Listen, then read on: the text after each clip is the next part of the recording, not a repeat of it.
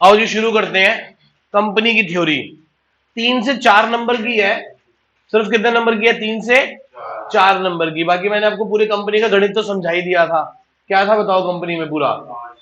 एक नंबर के 5 क्वेश्चन, 3 का 1, 4 का 1, 6 के 2। तो कंपनी की थ्योरी बेटा आपको याद करने की बिल्कुल भी जरूरत नहीं है, सिर्फ समझने की जरूरत है, क्योंकि कोई भी क्वेश्चन डायरेक्ट नहीं आने वाला। आपको नहीं कहेगा कि डिफाइन कंपनी, आपको नहीं कहेगा कि write down the character sketch या फीचर्स ऑफ कंपनी। लिखने को कुछ नहीं आएगा, सिर्फ आपकी नॉलेज चेक की जाएगी कि आपको इसके बारे में पता है या नहीं पता, और वो भी डायरेक्टली नहीं, इनडायरेक्टली। तो मैं थ्योरी पढ़ाते पढ़ाते एक काम साथ करता हूं कि आपको यह बता देता हूं कि क्वेश्चन कैसा आएगा, कैसे पूछ सकता है आपसे। एक भी क्वेश्चन डायरेक्ट नहीं आएगा बेटा कि ये लिखो वो लिखो ऐसा वैसा, कुछ भी नहीं।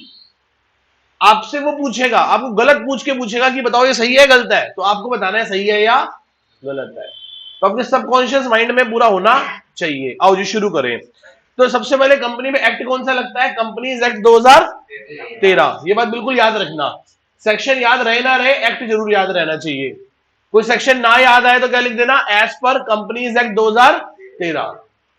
ठीक है, तो डेफिनेशन कहां लिखी है बताओ? Section 2 subsection 20। सेक्शन 2 सबसेक्शन 20 में क्या लिखा है? कंपनी की डेफिनेशन लिखी है। क्या लिखा है कि कंपनी इज अ कैसा पर्सन है? Artificial person. देखो जो वर्ड बोल्ड है ना, आपको सिर्फ वो पढ़ने हैं। मैं पूरी लैंग्वेज पढ़ूंगा, आपको सिर्फ बोल्ड वर्ड पढ़ना है। क्लियर है? पढ़ो ध्यान से। क्या लिखा है बेटा? कंपनी क्या है? आर्टिफिशियल पर्सन है। कंपनी क्या है? आर्टिफिशियल पर्सन है। कंपनी क्या है बेटा? एक आर्टिफिशियल पर्सन है जिसको किसने जन्म दिया है? Who is the mother of company? Law, created by law. Paper में क्वेश्चन आ जाए who is the mother of company, तो क्या लिखोगे? लॉ। किसने जन्म दिया कंपनी को? अच्छा, पेपर में क्वेश्चन आ जाए कि कंपनी किस दिन अपना बर्थडे सेलिब्रेट करेगी? Date of incorporation. पेपर में ऐसा क्वेश्चन आ जाए, मैं पेपर बनाऊंगा ऐसे मजे ही ले लूं कि कंपनी का हैप्पी बर्थडे करना है, बताओ किस दिन करेंगे? किस दिन करेंगे? डेट ऑफ इनकॉर्पोरेशन पे। आगे created by law, having a separate legal entity, उसकी एक अलग पहचान है उसके मेंबर से।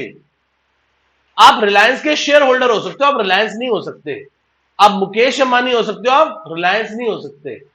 कंपनी की अलग पहचान है, किससे? उसके मेंबर और शेयर होल्डर से। क्लियर है इतनी बात? नेक्स्ट आगे, with a perpetual succession. Perpetual succession का मतलब यहां पे ये है कि चलती रहेगी। रोज सुबह उठ के लाखों लोग, करोड़ों लोग अपनी कंपनी का शेयर क्या कर देते हैं बेटा? बेच देते हैं। क्या कर देते हैं? बेच देते हैं। हाँ जी, तो क्या है बेटा? कैसा कैसा पर्सन है? आर्टिफिशियल पर्सन है जिसे किसने बनाया है? लॉ ने बनाया है। किसने बनाया है? लॉ ने। सेपरेट लीगल एंटिटी है, परपेचुअल सक्सेशन है। कैसी सक्सेशन है? Perpetual succession. क्या मतलब होता है परपेचुअल सक्सेशन का? कि चाहे रोज उठ के कंपनी के शेयर होल्डर शेयर बेच दे, रोज लाखों लोग कंपनी का शेयर खरीदते हैं और बेचते हैं, रोज कंपनी के मालिक बदलते रहते हैं, पर कंपनी को कोई फर्क नहीं पड़ता। और सारा काम किसके थ्रू होता है बेटा? कॉमन सील के थ्रू। क्लियर है सारे के सारा? कंपनी में ऑथराइज्ड पर्सन होते हैं जो कंपनी का काम करते हैं। कंपनी खुद तो अपने आप में क्या है? आर्टिफिशियल बॉडी है। कैसी बॉडी है? Artificial body. तो डेफिनेशन में जो कीवर्ड्स याद रखने वाले हैं वो क्या है बोलो? कैसा पर्सन है? आर्टिफिशियल पर्सन है। कैसा पर्सन है? आर्टिफिशियल पर्सन है। किसने क्रिएट किया है? लॉ ने। उसके बाद क्या पढ़ा? सेपरेट एंटिटी है। किससे? उसके ओनर से, मेंबर से, शेयर होल्डर से। कैसा पर्सन? कैसा है? Perpetual succession and a common seal. आगे बढ़ो, क्या लिखा है? फिर क्या बेटा? Character sketch of company. बस ये पॉइंट पॉइंट याद रखने हैं। कंपनी ऐसे नहीं चलती जैसे पार्टनरशिप होती है कि चलो 4 दोस्त मिलकर पार्टनरशिप बना लें, रजिस्टर्ड कराओ या ना कराओ, कोई जरूर कंपल्शन नहीं है। पर कंपनी बिना रजिस्ट्रेशन के हो ही नहीं सकती। तो सबसे पहले क्या होना चाहिए इसका? इनकॉर्पोरेशन। सेपरेट लीगल एंटिटी है, आर्टिफिशियल पर्सन है, परपेचुअल सक्सेशन है, लिमिटेड लायबिलिटी है। कैसी है? अभी आगे चल के पढ़ेंगे, पर मैं आपको बता देता हूं हल्का सा। शेयर होल्डर कहां तक लाइबल होता है बताओ?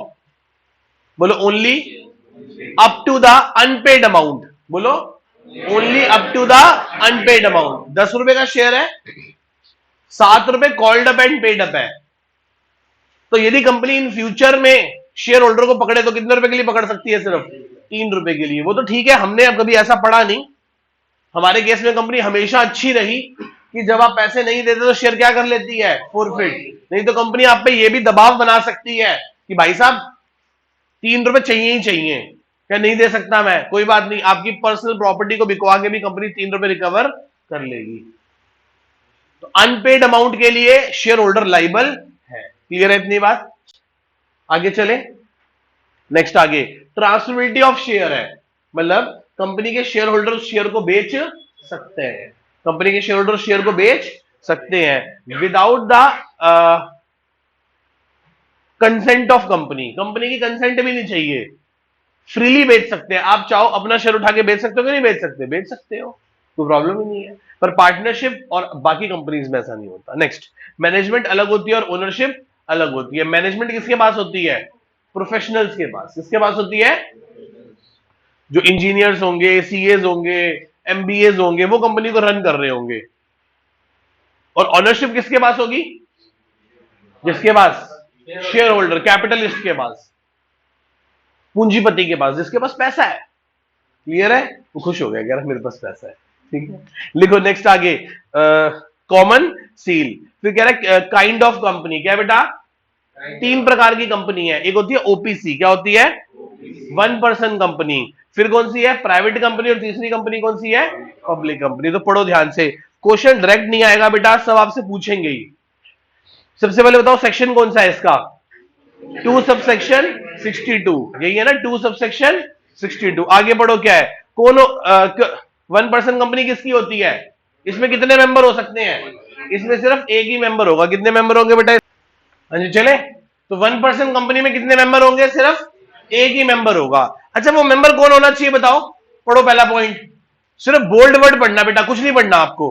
कौन होगा वो, इंडियन सिटीजन। कैसा सिटीजन होगा, इंडियन सिटीजन होगा। और दूसरा क्या होगा बेटा, वो रेजिडेंस इन इंडिया, वो भारतीय मूल का निवासी हो और भारत देश में रहता हो। क्लियर है? आगे नेक्स्ट, वो क्या नहीं कर सकता, ओपीसी किसके लिए काम नहीं कर सकती, सर चैरिटेबल पर्पस के लिए, किसी नॉन बैंकिंग फाइनेंशियल बिजनेस के लिए, non banking financial investment activity भी 1% कंपनी नहीं कर सकती। नेक्स्ट आगे, इसका पेड अप शेयर कैपिटल कितने से ज्यादा नहीं होना चाहिए, 50 लाख। पेपर में क्वेश्चन ये नहीं आएगा, पेपर में क्वेश्चन आएगा कि एक 1% कंपनी है जिसका paid up share capital 50 lakh से बढ़कर 60 लाख हो गया, तो बताओ क्या हो गया, कि सर इस कंपनी को अब ओपीसी रहने का हक, इस कंपनी को किसमें कन्वर्ट करा देना चाहिए, किसमें, प्राइवेट लिमिटेड कंपनी में, किसमें कन्वर्ट करा देना चाहिए, ऐसा क्वेश्चन आएगा। उसने कहा कि एनआरआई है जो इंडिया के बाहर से आया है, वो इंडिया में आके 1% कंपनी शुरू करना चाहता है, तो कर सकता है कि नहीं कर सकता, जवाब है नहीं कर सकता। क्वेश्चन डायरेक्ट एक भी नहीं आएगा आपको, वो आपसे ऐसी ऐसी बातें पूछ के ही समझने की कोशिश करेगा कि आपको आता है या नहीं आता। कोई इन्वेस्टमेंट बैंकर नहीं होगा, कोई म्यूचुअल फंड कंपनीज के लिए ऐसा काम नहीं किया जा सकता। नेक्स्ट आगे, इसका एवरेज टर्नओवर पिछले 3 साल का 2 करोड़ से ज्यादा ना हो, 2 करोड़ से, यदि ओपीसी का टर्नओवर पिछले 3 साल का एवरेज 2 करोड़ से ज्यादा हो गया तो फिर उसको प्राइवेट लिमिटेड बनना पड़ेगा, फिर वो ओपीसी नहीं रह सकती। और लास्ट में इसमें मिनिमम कितने डायरेक्टर होंगे, 1, और मैक्सिमम कितने हो सकते हैं, 15। 15 से ज्यादा अलाउड, 15 से ज्यादा डायरेक्टर कहीं भी अलाउड नहीं है, चाहे वो 1% कंपनी हो, चाहे वो प्राइवेट कंपनी हो, चाहे वो पब्लिक कंपनी हो। तो दोबारा से रिवाइज करते हैं, क्या था बताओ भाई, एक की बजाय 2 दिन लग जाएंगे, करेंगे अच्छे से थ्योरी। और मैंने इसलिए सबसे लास्ट में कराई है बच्चे, सर थ्योरी कब कराओगे, थ्योरी का क्वेश्चन कब कराओगे, तो पूरा प्रैक्टिकल हमने पढ़ लिया शेयर्स का, डिबेंचर्स का, अब थ्योरी पढ़ेंगे तो बहुत अच्छे से कोरिलेट कर पाएंगे उन सब चीजों के साथ जो हमने वहां पे पढ़ी। चले, तो क्या बताओ, सबसे पहले ओपीसी में कितने मेंबर होंगे, 1, कौन होना चाहिए वो, इंडियन सिटीजन और इंडियन रेजिडेंट्स। क्या एनआरआई बना सकता है, नहीं। आगे पढ़ो, नेक्स्ट, वो क्या होना चाहिए, किसके लिए नहीं की जा सकती, चैरिटेबल पर्पस और non banking financial investment activity के लिए भी नहीं किया जा सकता। आगे, paid up share capital 50 lakh से ज्यादा नहीं होगा, एवरेज टर्नओवर पिछले 3 साल की 2 करोड़ से ज्यादा ना हो, मिनिमम डायरेक्टर 1 होगा, मैक्सिमम कितने होंगे, 15। आपको कुछ नहीं करना भाई साहब, मैंने आपके लिए थ्योरी बिल्कुल प्रिसाइज कर दी। यदि आप बुक में जाके देखो ना तो आधे पेज में ओपीसी लिखा हुआ है, फालतू की बातें सारी, मैंने सारी बातें हटा के टू दी पॉइंट लिखा, और टू दी पॉइंट में भी जो इंपॉर्टेंट वर्ड है उसे बोल्ड कर दिया आपके लिए, किया तो रेड था। पर फोटोस्टेट की कॉस्ट ज्यादा आ रही थी कलर प्रिंट आउट की, मैं कहा बोल्ड ही कर दो। एक दिन फालतू लग गया दोबारा से रेड को बोल्ड करने में। ठीक है, चलो आगे बढ़ो। नेक्स्ट क्या है बेटा, कौन सी कंपनी के बारे में बात कर रहे हैं? Private company. क्या है प्राइवेट कंपनी बताओ? सेक्शन कौन सा है? 2 सबसेक्शन 68। ना भी याद रहे तो कोई बात नहीं, कोई सीए का पेपर नहीं लिख रहे आप, पर लिखा होगे तो आपकी बात में वजन आ जाएगा।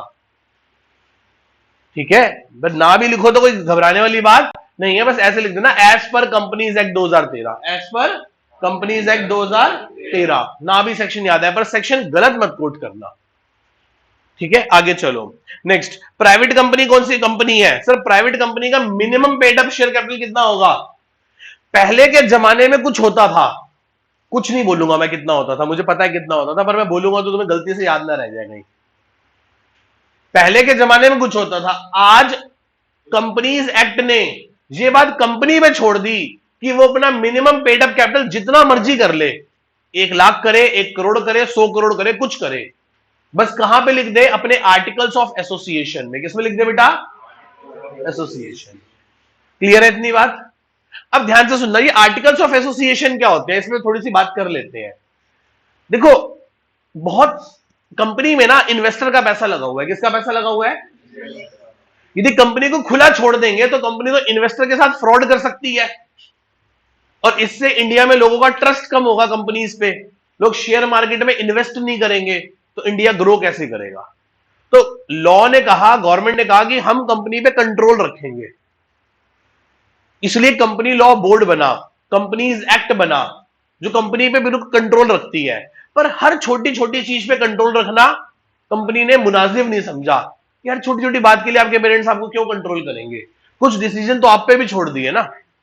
उसी प्रकार से कंपनी ने भी कुछ डिसीजन कंपनी पे छोड़ दिया कि चल तेरा जो मन करे, पर जो मन करे उसको कहां लिख दियो? अपने आर्टिकल्स ऑफ एसोसिएशन में। सर ये आर्टिकल्स ऑफ एसोसिएशन क्या होते हैं? आप बड़े होकर समझोगे कि क्या होते हैं। अभी मैं आपको बस इतनी सी बात बताता हूं। आर्टिकल्स ऑफ एसोसिएशन जैसे पार्टनरशिप में पार्टनरशिप डीड होती है ना, उसी प्रकार से कंपनीज में क्या होती है? Articles of association. मतलब कंपनी चाहे तो जो मर्जी अपने लिए रूल बना ले, और वो कहां पे लिख दे? आर्टिकल्स ऑफ एसोसिएशन में। जैसे बोलते हैं डॉक्ट्राइन ऑफ इंडोर मैनेजमेंट, या वो पेपर में आपसे क्वेश्चन पूछ सकता है कैसे, what is the synonym of partnership deed in companies?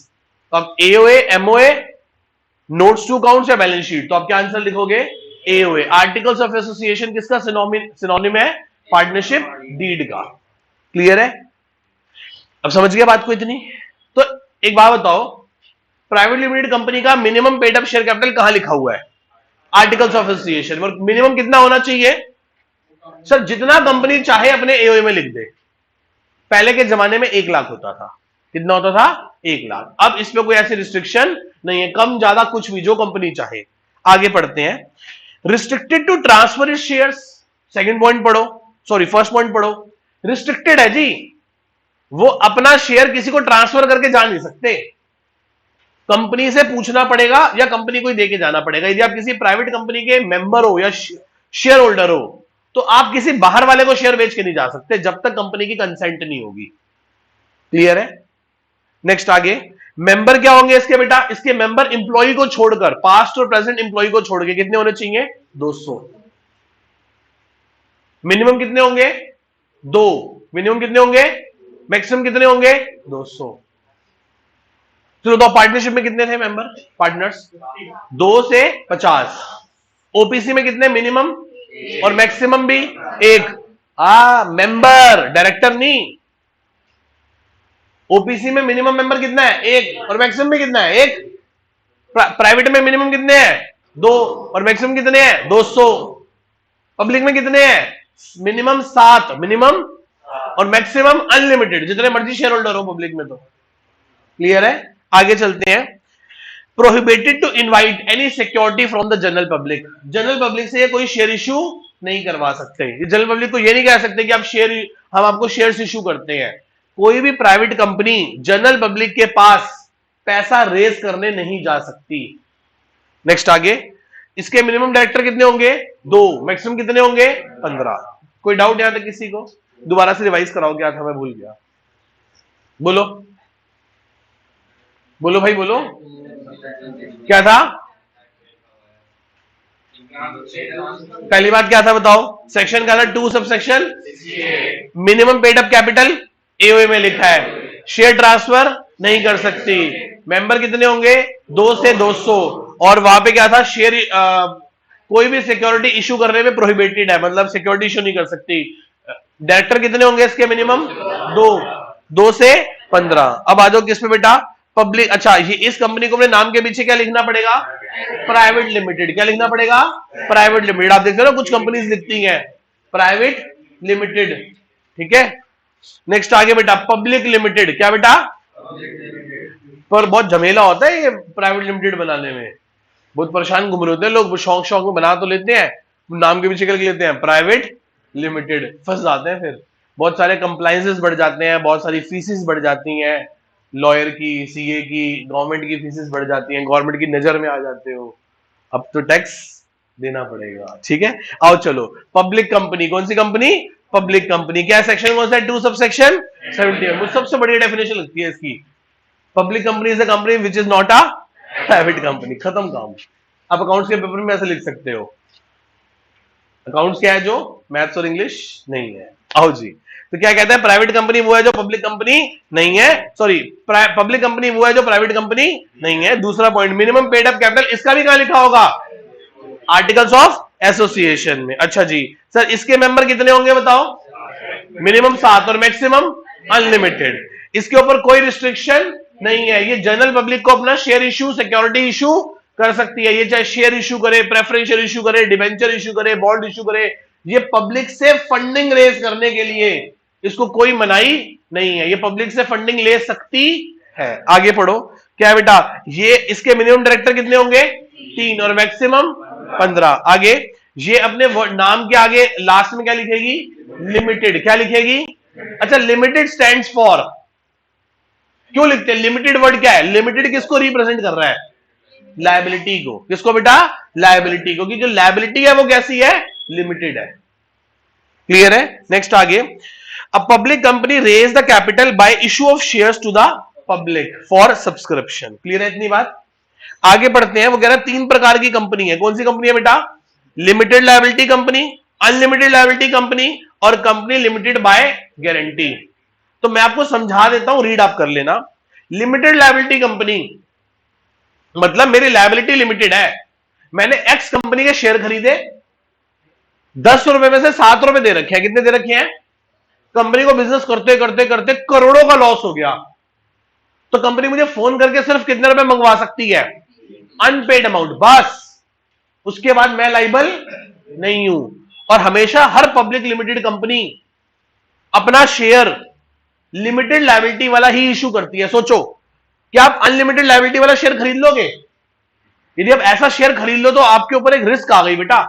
Unlimited liability, आपकी पर्सनल असेट भी अटैच हो जाएंगी, जैसे पार्टनरशिप में पार्टनर्स की और सोल प्रोप्राइटरशिप में सोल प्रोप्राइटर की होती हैं।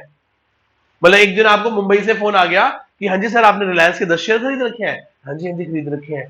बताओ, कोई डिविडेंड दे रहे हो, कोई बोनस दे रहे हो? कि नहीं नहीं, कंपनी को बड़े ह्यूज लॉसेस हो गए हैं, आप अपनी दिल्ली का सारा घर बार बेच के मुंबई आ जाओ। कि क्या हुआ? कि ये सारा पैसा हमें चाहिए क्योंकि कंपनी की हैवी लॉसेस है। कि सर क्यों? कि सर आपके पास जो शेयर था ना वो अनलिमिटेड लायबिलिटी वाला था। इसका मतलब आपकी लायबिलिटी कैसी है? अनलिमिटेड। कंपनी के अरबों रुपए के लॉस भी आपको बॉर्न करने पड़ सकते हैं, तो ऐसा शेयर कोई भी नहीं खरीदेगा। पता है क्यों नहीं खरीदेगा? क्योंकि मैंने सिर्फ इन्वेस्ट किया है, मैं मैनेजमेंट में पार्ट प्ले नहीं कर रहा। सोल प्रोप्राइटर और पार्टनरशिप में आप ओनर होने के साथ साथ मैनेजमेंट भी कर रहे हो। आपको पता है मेरी गलती से नुकसान हुआ है तो मुझे ही भुगतना पड़ेगा, पर कंपनी में सिर्फ आप इन्वेस्ट कर रहे हो, मैनेजमेंट में एक्टिव पार्ट प्ले नहीं कर रहे। इसलिए दूसरों की गलतियों का खामियाजा आप क्यों भुगतोगे? इसलिए हमेशा पब्लिक लिमिटेड कंपनी कौन सा शेयर इशू करती है? बताओ। लिमिटेड लायबिलिटी वाला। कौन से वाला? और लिमिटेड लायबिलिटी वाले शेयर में आपकी लायबिलिटी कहां तक होती है? बोलो बोलो। अनपेड अमाउंट तक। कहां तक होती है? अनपेड अमाउंट तक। पेपर में क्वेश्चन आ सकता है कि लिमिटेड लायबिलिटी कंपनी में शेयर होल्डर या मेंबर कहां तक लाइबल है? बताओ। Up to the unpaid amount of the share. क्या आप सबको मेरी बात समझ में आ रही है? दूसरी कौन सी है बेटा? अनलिमिटेड लायबिलिटी कंपनी, ओपीसी और private company, sole proprietor partnership, सब इसी के उदाहरण है। अनलिमिटेड लायबिलिटी, कंपनी को जितना भी लॉस होगा आपकी पर्सनल एसेट्स को अटैच करवा लिया जाएगा। और थर्ड कौन सी है? कंपनी लिमिटेड बाय गारंटी, इसमें हर मेंबर एक गारंटी दे देता है कि मैं 20 लाख की गारंटी देता हूं, मैं 50 लाख की गारंटी देता हूं, मैं 1 करोड़ की गारंटी देता हूं। तो जो जितनी गारंटी देगा ना वो उतना शेयर भी कंपनी में एक्वायर कर लेगा। क्लियर है? इसमें यहां पे गारंटी दी जाती है कि मैं इतने तक के लॉसेस को बॉर्न कर लूंगा इन फ्यूचर। एक बार ध्यान से रीड कर लेते हैं। लिमिटेड लायबिलिटी कंपनी और a company limited by share, a company having a liability to its member, liability of the memorandum amount, memorandum मतलब जितना स्टेटेड है, जितना उसमें लिखा हुआ है, जहां तक वो है। If any unpaid on share respectively held by them is termed as a company limited by shares, मतलब अनपेड अमाउंट तक आप लाइबल है। अब वहां पे लिख ले up to the unpaid amount. Second क्या है? Unlimited liability company. क्या होती है अनलिमिटेड लायबिलिटी कंपनी? बोलो। It is a company where liability of its member is unlimited. Liability कैसी है? Thus in the event of winding up, जब company को क्या किया जाएगा? वाइंडिंग अप मतलब बंद किया जाएगा, डिसॉल्व किया जाएगा। Unlimited liability of a company, debt of the company shall be met by the, क्या लिखा है? Debt of the company, company की उधारी को मेट करवा लिया जाएगा from the private property of the member. मतलब आपके घर फोन आ सकता है कि सर आप अपना सब कुछ बेच के आ जाओ, तो आपको जाना पड़ेगा, आपको देना पड़ेगा। और कई बार तो ऐसा होता है, आप जब आगे आगे अकाउंट्स पढ़ोगे, एफआर पढ़ोगे, लॉ पढ़ोगे आगे चल के, यदि मान लो 10 रुपए का शेयर है, मैंने इससे खरीदा था भाई से, और अब कंपनी वाइंड अप हो गई, कंपनी के पास हैवी लॉसेस हो गए, तो कंपनी मुझे पकड़ेगी। यदि मेरे पास कुछ नहीं है तो बोलेगी तूने किससे खरीदा, नाम बोल उसका, लगा इससे, इसको पकड़ लो। तो इसकी प्रॉपर्टी भी अटैच हो जाएगी आपसे पीछे वाले की। कई बार लोग ऐसा करते हैं कि यदि कुछ ऐसा होने वाला होता है, कंपनी, लोगों को इंट्यूशन हो जाती है, तो लोग जनरली क्या करते हैं? किसी कंगले को शेयर ट्रांसफर कर देते हैं। क्या बोलते हैं कि भाई कंगले मतलब इनसॉल्वेंट पर्सन, तू मेरे से शेयर खरीद ले, और होगा क्या? कंपनी तेरे को पकड़ेगी, तेरे पास कुछ होगा नहीं तो मैं बच जाऊंगा। उसने कहा ना भाई ना, तेरे पास नहीं है ना, तू बता तूने खरीदा किससे है? क्या पारसपुरी से? क्या चलो उसको पकड़ लो। क्लियर है? तो पुराने वाले शेयर होल्डर को भी पकड़ा जा सकता है, आगे चल के लॉ में पढ़ोगे आप। आगे नेक्स्ट, आगे कंपनी लिमिटेड बाय गारंटी क्या कहती है बताओ? It is a company having a liability of its member limited by the memorandum of such the amount the member may be respectively undertake to contribute the asset of the company in the event of the wind up. मतलब जितने के लिए उसने guarantee करी है, जितने के लिए उसने क्या करी है बेटा? गारंटी करी है, उतने के लिए उसको वाइंडिंग अप के टाइम पे पैसा लाके देना पड़ेगा। क्लियर है? यहां तक कोई डाउट? चले next, incorporation of company. Company को कैसे इनकॉर्पोरेट किया जाता है? 4 स्टेप होते हैं। सबसे पहले क्या होती है? प्रमोशन। प्रमोशन में क्या होता है बताओ? क्या होता है प्रमोशन में? ना ना, एडवर्टीजमेंट नहीं। प्रमोशन में कंपनी को सबसे पहले प्रमोटर आते हैं, तो सारे लीगल फॉर्मेलिटीज पूरी करते हैं, सारे फॉर्म फिल करते हैं, सब चीजें करते हैं। उसके बाद शेयर्स इशू किया जाता है।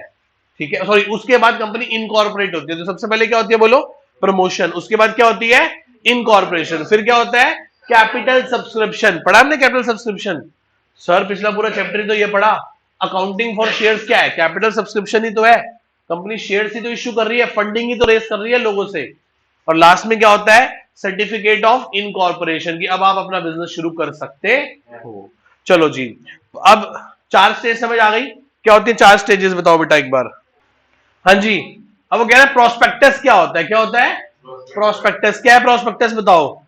सर ये एक डॉक्यूमेंट होता है जिसके अंदर पहले से टर्म्स एंड कंडीशन लिखी होती है इशू की, कि कंपनी शेयर कैसे इशू करेगी, 10 का करेगी, 20 का करेगी, 50 का करेगी, 100 की करेगी, पार पे करेगी, प्रीमियम पे करेगी, पैसा कैसे मंगवाएगी, एप्लीकेशन पे, अलॉटमेंट पे, 1 कॉल में या 2 कॉल्स में, और पैसा मंगवाने के पीछे कारण क्या है, कंपनी इस पैसे से करेगी क्या, कौन सा नया बिजनेस शुरू करेगी, कौन से नए प्रोजेक्ट को शुरू करेगी, आपके पैसे पे कब तक डिविडेंड मिलना शुरू हो जाएगा। तो सारी टर्म्स एंड कंडीशन, सब चीजें इस पे लिखी होती है। इसके 2 नाम हो रहे हैं, क्या बोलते हैं उसको? Red herring prospectus. क्या बोलते हैं? या शेल्फ प्रोस्पेक्टस। क्या बोलते हैं? Shelf prospectus. तो पढ़ो ध्यान से, यही लिखा है, a public company issue a document called as prospectus in which terms and condition of issue are stated. Stated का मतलब होता है लिखी हुई है। अलोंग विद द पर्पस, साथ में क्या लिखा हुआ है? पर्पस लिखा हुआ है। For which the proceeds of issue are security shall be use, कि कंपनी इस पैसे का कहां पे इस्तेमाल करेगी, कंपनी इस पैसे का कहां पे इस्तेमाल करेगी। आगे, prospectus means a document describe और issue as a prospectus are called as, क्या नाम रखे हैं इसने? रेड हेरिंग प्रोस्पेक्टस और शेल्फ प्रोस्पेक्टस। एक ना म्यूचुअल फंड्स की जब एड आती है ना टीवी पे, तो आपने लाइन सुनी होगी, please read all documents carefully before investing because investment is subject to market risk. सुनिए लाइन। तो उसमें कई बार ये बोलता है please read red herring prospectus. क्या रीड कर लेना? रेड हेरिंग प्रोस्पेक्टस क्या कर लेना? रीड कर लेना। नेक्स्ट आगे, मिनिमम सब्सक्रिप्शन, किसके बारे में बात करने जा रहे हैं हम? मोटी मोटी बात याद रखते हैं। मिनिमम सब्सक्रिप्शन कितना होना चाहिए? 90%। कितना होना चाहिए? बस कुछ नहीं याद रखना, पूरे पैराग्राफ में से दो बातें याद रखनी है। मिनिमम सब्सक्रिप्शन कितना होना चाहिए? 90%। और 90% नहीं है, 90% नहीं आया तो आपको 15 दिन के अंदर, जिस दिन इशू क्लोज होगा, इशू क्या होगा? क्लोज, उसके अगले 15 दिन के अंदर आपको लोगों का पैसा क्या कर देना है? वापस कर देना। नहीं तो आपको इंटरेस्ट भी देना पड़ेगा और आप पे पेनल्टीज भी लगेंगी कंपनी के डायरेक्टर्स पे। क्लियर है इतनी बात? तो क्या बताना है? मिनिमम सब्सक्रिप्शन कितना परसेंट है? 90%। क्लियर है इतनी बात? पढ़ो ध्यान से, यही बात लिखी हुई है। पेपर में क्वेश्चन आएगा कि यदि मिनिमम सब्सक्रिप्शन 90% अचीव नहीं हुआ तो कंपनी को कितने दिन में पैसा रिफंड करना है? 7, 14, 21, 28, 15, चारों नहीं है। कितना है? 15 दिन। कितने दिन पैसा वापस करना है? 15 दिन में। आगे चले, मिनिमम सब्सक्रिप्शन अचीव नहीं होता तो हमारा इशू फेल हो गया। इशू क्या हो गया? इससे बचने के लिए कंपनी क्या करे? इससे बचने के लिए कंपनी क्या करे? अंडर राइटर्स को अपॉइंट करे। किसको अपॉइंट करे? पढ़ा था हमने थ्योरी में, सॉरी प्रैक्टिकल में। अंडर राइटर कौन होते हैं? जो आपके शेयर्स को बिकवाने में आपकी हेल्प करते हैं। They charge commission on it. वो इस पे क्या चार्ज करते हैं? कमीशन चार्ज करते हैं। क्या चार्ज करते हैं बेटा? कमीशन चार्ज करते हैं। किसी को कोई डाउट यहां तक? आगे चल सकते हैं, पढ़ो ध्यान से बस। ठीक है, यही बात लिखी हुई है। आगे बढ़ते हैं, प्रिलिमिनरी एक्सपेंसेस। क्या पढ़ने जा रहे हैं बेटा? प्रिलिमिनरी एक्सपेंसेस क्या होते हैं? देखो, कंपनी को स्टार्ट करने से पहले या स्टार्ट करने पे जो खर्चा होता है उसे क्या बोलते हैं? Preliminary expenses. क्या बोलते हैं उसको बेटा?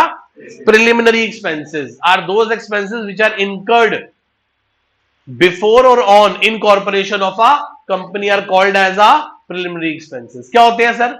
Issue expenses, legal fees, government fees, prospectus issue करवाने में जो खर्चा होता है वो सारे का सारा। और जितने भी प्रिलिमिनरी एक्सपेंसेस होते हैं वो कहां से राइट ऑफ हो जाते हैं? अच्छा, किस साल राइट ऑफ होते हैं? In the year in which they are incurred. याद रखना, पेपर में क्वेश्चन आएगा कि प्रिलिमिनरी एक्सपेंसेस कब राइट ऑफ होते हैं? कब होते हैं राइट ऑफ? बताओ। In the year in which they are incurred. और दूसरा क्या है बेटा? कहां से राइट ऑफ होते हैं? पहले सिक्योरिटी प्रीमियम रिजर्व से। कहां से? सिक्योरिटी प्रीमियम रिजर्व से। और सिक्योरिटी प्रीमियम रिजर्व ना हो तो फिर कहां से? स्टेटमेंट ऑफ P&L से। तो पढ़ो, देखो यही बात लिखी हुई है। कहता है preliminary expenses are the expenses incurred for incorporation of a company such as registration fees, legal expenses, public issue expenses.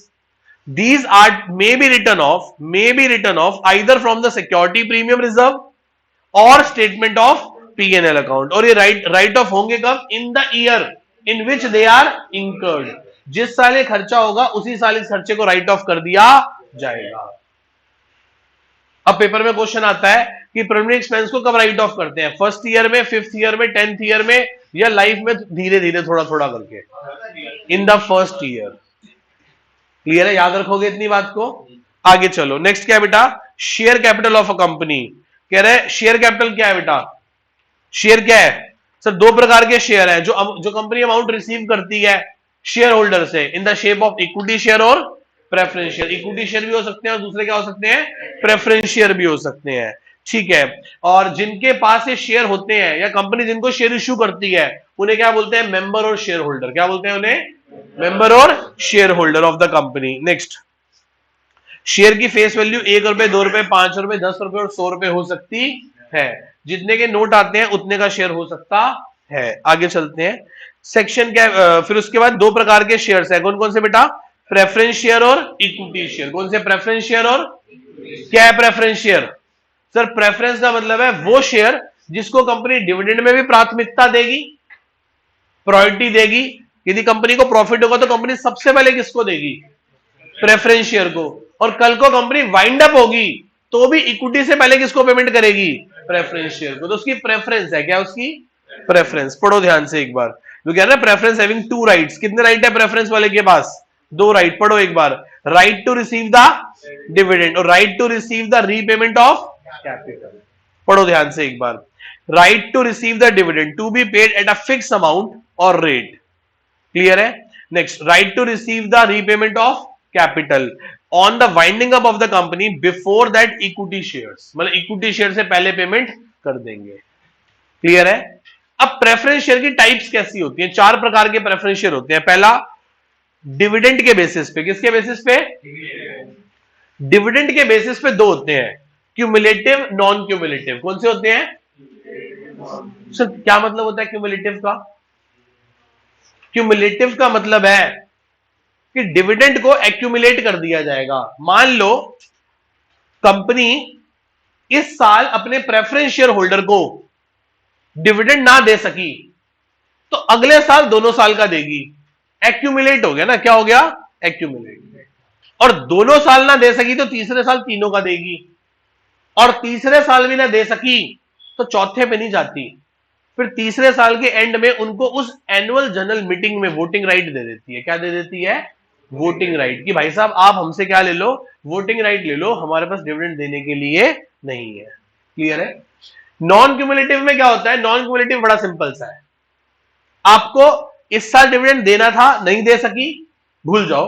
अगले साल का मिलेगा, पिछले साल का नहीं मिलेगा। It is just like a pocket money. ऐसी होता था ना?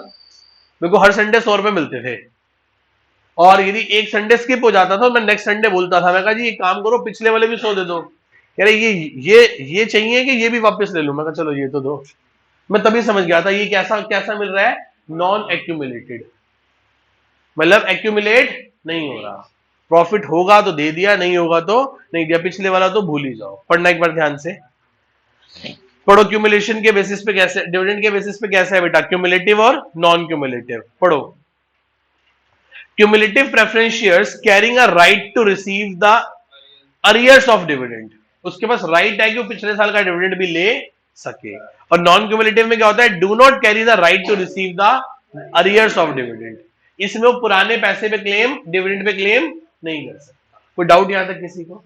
नेक्स्ट, दूसरा कौन सा है बेटा? सरप्लस प्रॉफिट के बेसिस पे। किसके बेसिस पे? लेट सपोज कंपनी ने कहा कि हम 10% प्रेफरेंस शेयर को डिविडेंड देंगे और 25% इक्विटी को देंगे। वो तो बेटा है ना, असली बेटा तो वही है कंपनी का, equity share holder. Who is the real owner of the company? Equity share holder. 10% किसको देंगे? प्रेफरेंस को। 25% किसको देंगे? 25%। 10% पहले प्रेफरेंस को देंगे, फिर 25% किसको देंगे? इक्विटी को। इतना देने के बाद भी कंपनी के पास करोड़ों रुपए का ह्यूज प्रॉफिट बच गया तो कंपनी इस सरप्लस प्रॉफिट में प्रेफरेंस शेयर को और डिविडेंड दे देगी। That is called as participating in surplus profits. कि ये प्रेफरेंस शेयर होल्डर पार्टिसिपेट कर रहा है किसमें? सरप्लस प्रॉफिट में भी। इक्विटी शेयर को देने के बाद भी कुछ बच गया तो इसको फिर दोबारा मिल जाएगा, क्योंकि आ जा फिर आ जा और ले जा, और प्रॉफिट हमारे पास बचा हुआ है। और दूसरा कौन सा होता है बोलो? दूसरा कौन सा है? Non participating. 10% पकड़ अब अपना, उसके बाद जो बचेगा वो किसका होगा? इक्विटी शेयर होल्डर का। उससे तेरे को कोई लेना देना नहीं है, चाहे कुछ होता रहे। कोई डाउट यहां तक? पढ़ना एक बार ध्यान से इसको। नेक्स्ट, थर्ड कौन सा है? कन्वर्टेबिलिटी के बेसिस पे। किसके बेसिस पे बेटा? कन्वर्टेबिलिटी का क्या मतलब होता है? कन्वर्टेबिलिटी का मतलब होता है कि कंपनी एक टाइम के बाद, फिक्स टाइम के बाद आपके प्रेफरेंस शेयर को कन्वर्ट कर देगी इक्विटी शेयर में या किसी और सिक्योरिटी में। और नॉन कन्वर्टेबल में कंपनी आपके किसको? शेयर प्रेफरेंस शेयर को कन्वर्ट नहीं कर सकती, उसको पैसे देकर ही रिडीम करना पड़ेगा। दैट इज कॉल्ड कन्वर्टेबल और नॉन कन्वर्टेबल। लास्ट कौन सा है? रिडीमेबल और इररिडीमेबल। रिडम्पशन के बेसिस पे दो होते हैं, रिडीमेबल और इररिडीमेबल। क्या मतलब होता है रिडीमेबल और इररिडीमेबल का? कि रिडीम करेगी या इररिडीम रहने देगी। मतलब रिडम्पशन का मतलब होता है कि फिक्स टाइम पीरियड के बाद प्रेफरेंस शेयर्स का पैसा वापस कर दिया जाएगा। और इररिडीमेबल का क्या मतलब है? कि लाइफ टाइम में कभी कंपनी पैसा वापस नहीं करेगी, सिर्फ एक ही टाइम पे पैसा वापस करेगी, और वो क्या है? Winding up of the company. क्या बेटा? वो winding up of the company. आज की डेट में इररिडीमेबल प्रेफरेंस शेयर्स नहीं होते, कंपनी सिर्फ रिडीमेबल प्रेफरेंस शेयर ही इशू कर सकती है। क्लियर है? कौन सा रिडीमेबल? और वो उसमें भी मैक्सिमम लाइफ कितनी होगी? 20 साल। कितने साल होगी? अब पेपर में क्वेश्चन आ सकता है ये वाला एक, कि बताओ प्रेफरेंस शेयर को रिडीम करने का मैक्सिमम टेन्योर क्या होगा? तो क्या बोलोगे? 20 ईयर्स। मिनिमम मैक्सिमम कितना होगा? 20 ईयर्स। कोई डाउट यहां तक किसी को? ठीक है जी, आगे आओ जी। आगे देखो बेटा, इक्विटी शेयर क्या है? क्या है बेटा? Equity share. कौन है equity share? Section 43 sub section 1 कहता है, पढ़ो ध्यान से, of the companies act 2013, equity share are the carrying a maximum risk and reward. Maximum risk भी किसकी है? इक्विटी की। और मैक्सिमम रिवॉर्ड भी किसके हैं? इक्विटी शेयर्स के। Risk being loss of part, मतलब जो उसने पैसा इन्वेस्ट किया कंपनी में उसको डूब जाने का खतरा है। आगे ये आगे कितने होते हैं बेटा? इक्विटी शेयर को जब आप क्लासिफाई करोगे, शेयर्स को क्लासिफाई करोगे तो 3 है आगे, ऑथराइज्ड, इशूड, सब्सक्राइब्ड। क्या बेटा? ऑथराइज्ड, इशूड और सब्सक्राइब। पढ़ो ध्यान से एक बार, ऑथराइज्ड क्या है? सेक्शन कौन सा है? इसका सेक्शन याद कर लेना, ये काम का है। Section 2 subsection 8। क्या है बेटा? ऑथराइज्ड क्या है बताओ? वो मैक्सिमम शेयर कैपिटल जो कंपनी अपने लाइफ टाइम में इशू कर सकती है। एक कंपनी अपनी मैक्सिमम लाइफ टाइम में कितना शेयर इशू कर सकती है, वो कहां लिखा है? मेमोरेंडम ऑफ एसोसिएशन में। अब दिमाग लगाओ थोड़ा सा, मिनिमम कहां लिखा है? एओए में। और मैक्सिमम कहां लिखा है? एमओए में। अब पेपर में आपको फंसा देगा, 1 नंबर का क्वेश्चन। एक पब्लिक कंपनी का minimum share minimum paid up share capital कहां पे है? एओए में। और मैक्सिमम कहां है? एमओए में, मेमोरेंडम ऑफ एसोसिएशन में। सेक्शन कौन सा है? 2 सबसेक्शन 8। कि एक कंपनी अपने लाइफ टाइम में कितना मैक्सिमम शेयर इशू कर सकती है। कोई डाउट यहां तक किसी को? नेक्स्ट आगे चलो बेटा, दूसरा कौन सा है? Issued capital. कौन सा कैपिटल है? Issued capital. कि उसमें से कंपनी कितना इशू कर रही है। लेट सपोज मेरे पास 1 करोड़ रुपए के शेयर्स इशू करने की ऑथराइज्ड है। मैं ऑथराइज्ड हूं ये काम करने के लिए कि मैं, गवर्नमेंट ने, सेबी ने, कंपनी लॉ बोर्ड ने, कंपनीज एक्ट ने मेरे को ऑथराइज कर दिया कि पारसपुरी जी आपकी कंपनी 1 करोड़ रुपए तक के शेयर इशू कर सकती है। पर मुझे अभी ऐसा कोई काम करना ही नहीं कि मैं शेयर्स इशू करूं। जब मुझे लगेगा कि मुझे 2 4 5 नए सेंटर और बनाने हैं तो मुझे पैसों की जरूरत होगी, तो मैं उस टाइम पे फंडिंग रेज करूंगा जनरल पब्लिक से। मुझे तब भी नहीं लगता कि 1 करोड़ की जरूरत है, मैं तब भी अपने रिजर्व्स यूज करूंगा, और मैं सिर्फ 40% इक्विटी ही डाइल्यूट करूंगा शेयर्स इशू करके। लोगों में सिर्फ 40 लाख के शेयर इशू करूंगा। That is called issued share capital. क्या है ये? इशूड क्या है? जितने कंपनी इशू कर रही है। और थर्ड क्या है बताओ? सब्सक्राइब्ड। क्या है बेटा? सब्सक्राइब्ड। क्या है सब्सक्राइब्ड का मतलब? कि लोगों ने कितने लिए हैं। पहला ऑथराइज, कितना इशू कर सकते हैं। दूसरा इशूड। इशूड कहां लिखा है? सेक्शन 2 सबसेक्शन 50 में लिखा है। और 286 में क्या लिखा है? 2 सबसेक्शन 86 में क्या लिखा है? सब्सक्राइब। ऑथराइज्ड 28, इशूड 250 ना, हाँ 250। और 268, 2 सबसेक्शन 68 सब इशूड, सब्सक्राइब 86। 2 सबसेक्शन 86 किसका है? सब्सक्राइब। सब्सक्राइब आगे 2 पार्ट होते हैं, subscribe and fully paid up, subscribe but not fully paid up. ये इस तरफ जो लोग बैठे हैं ये सब वो लोग हैं जिनका subscribe and fully paid up है। 10 में 10 दे रखे हैं इन्होंने। ये वो लोग हैं जिनका subscribe but not fully paid up है। क्या बेटा? Subscribe but not fully paid up. अब ये दोनों सिचुएशन से हो सकता है, या तो कंपनी ने ही नहीं मांगे, या कंपनी ने मांगे और लोगों ने दिए नहीं। यदि कंपनी ने मांगे और लोगों ने दिए नहीं तो यहां पे क्या आ जाएगा? Call in arrears. और इसी के नीचे से क्या माइनस हो जाता है? Call in arrears. ध्यान से तीनों एक बार पढ़ना बेटा। ऑथराइज्ड, तो मैं रेड वर्ड पढ़ता जा रहा हूं, आप पूरा पढ़ लो, मैंने आपको पूरा समझा दिया। सेक्शन कौन सा है? 2 subsection 8। Authorised by memorandum of a company, कहां पे स्टेटेड होता है? MOA of the company, maximum amount can company raise. दूसरा क्या है? इशूड, सेक्शन कौन सा है? 250। पेपर में एक बार क्वेश्चन आ गया, can issued share capital is more than the authorised share capital, yes और नो? नो। क्या इशूड शेयर कैपिटल ऑथराइज से ज्यादा हो सकता है? गवर्नमेंट कह रही पारसपुरी जी 1 करोड़ के शेयर इशू कर लो, मैं 1.5 करोड़ के करने लग गया। वो भाई साहब आपको तो अथॉरिटी नहीं दी थी इतनी, आपके पास अथॉरिटी नहीं थी इतनी। क्लियर है? नेक्स्ट आगे बढ़ो बेटा। थर्ड कौन सा है बेटा? सब्सक्राइब्ड। कौन सा है बेटा? सब्सक्राइब। सब्सक्राइब सेक्शन कौन सा है? 2 सबसेक्शन, कि लोगों ने कितने लिए हैं, किसके लिए? पैसों के लिए या कंसीडरेशन अदर देन कैश के लिए। इसके आगे कितने पार्ट होते हैं?